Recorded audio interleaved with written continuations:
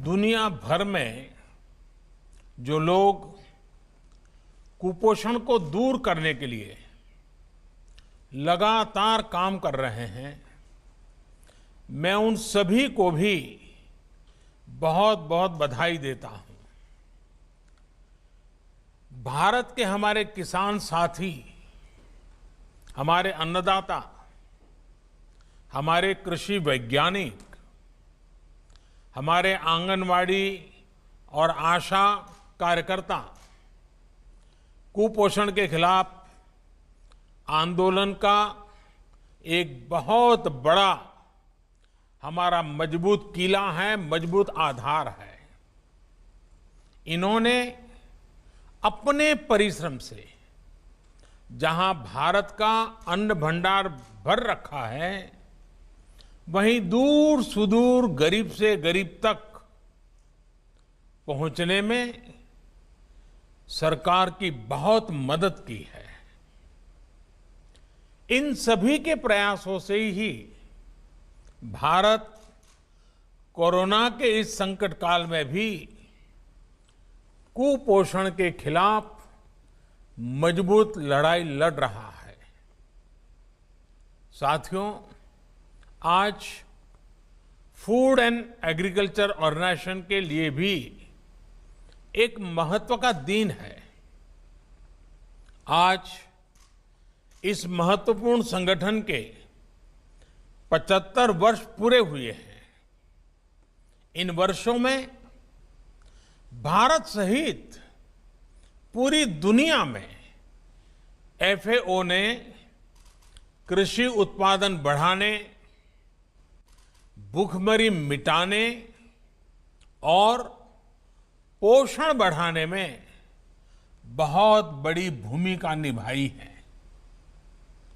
आज जो 75 रुपये का विशेष सिक्का जारी किया गया है, वो भारत की 130 करोड़ से अधिक जनता जनार्दन की तरफ से आपकी सेवा भावना का सम्मान है। एफएओ के वर्ल्ड फूड प्रोग्राम को इस वर्ष का नोबेल शांति पुरस्कार मिलना भी एक बहुत महत्वपूर्ण सीमा चिन्ह है और भारत को खुशी है कि इसमें भी भारत की साझेदारी और भारत का जुड़ाव बहुत ही ऐतिहासिक रहा है। हम सब जानते हैं, डॉक्टर विनय रंजन सेन जब एफएओ के डायरेक्टर जनरल थे, तब उनके नेतृत्व में ही वर्ल्ड फूड प्रोग्राम शुरू किया गया था। डॉक्टर सेन ने अकाल और भूखमरी का दर्द बहुत करीब से महसूस किया था।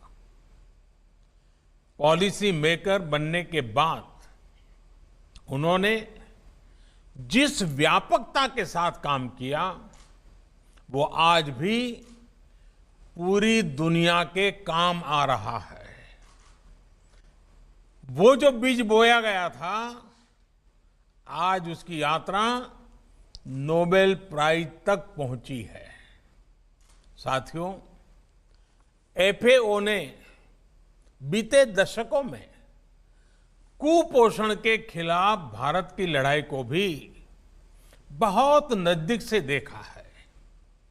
देश में अलग अलग स्तर पर कुछ विभागों द्वारा प्रयास हुए थे, लेकिन उनका दायरा या तो सीमित था या टुकड़ों में बिखरा पड़ा था।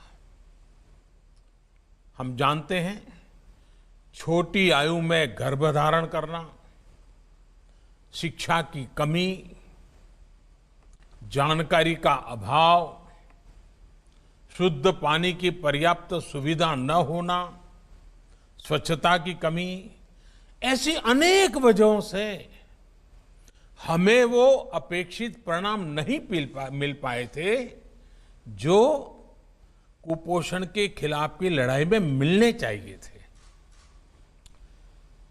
मुझे गुजरात में मुख्यमंत्री के रूप में सेवा करने का अवसर मिला था, तो इन तथ्यों को मैंने ध्यान में रखते हुए वहां पर अनेक नई योजनाओं पर काम शुरू किया था। आखिर दिक्कत कहां है?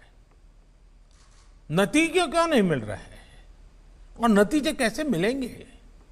इसका एक लंबा अनुभव मुझे गुजरात में मिला।